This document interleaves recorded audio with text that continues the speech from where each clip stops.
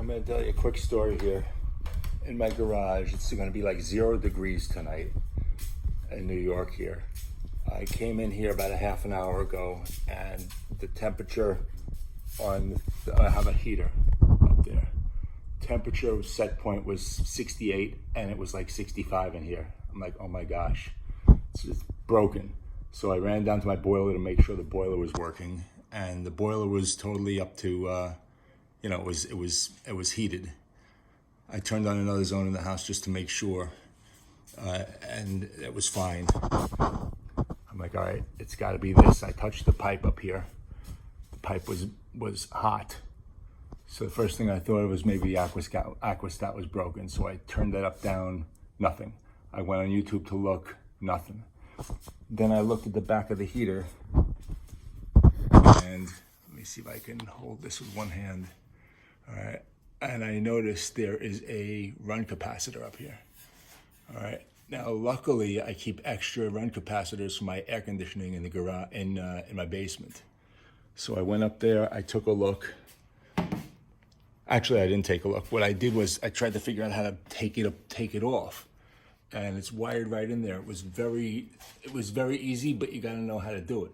You basically just pry the top, and then the bottom drops down, and the bottom is just a capacitor. So what was in there was this. Let me see where I can't even tell where the video is. Come on. All right, there it is. What was in there was this 7.5 microfarad, 370 volt AC run capacitor. So fortunately, I had an extra one for my central air conditioning.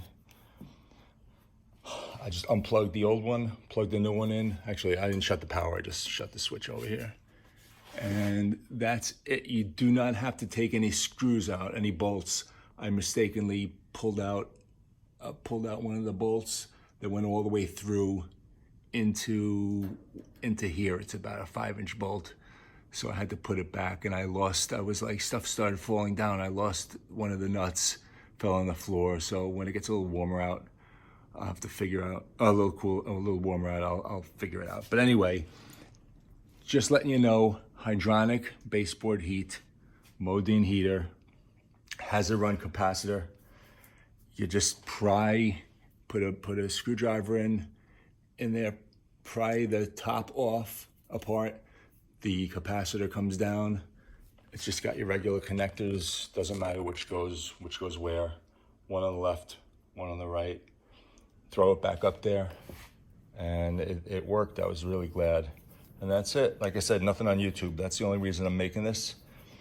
There is a run capacitor, and should keep an extra one in the house just in case. I would have been stuck tonight. Just like I said, I try to overwinter these things, these plants. It's been working out for the last couple of years, and we keep the house open, so that's the story.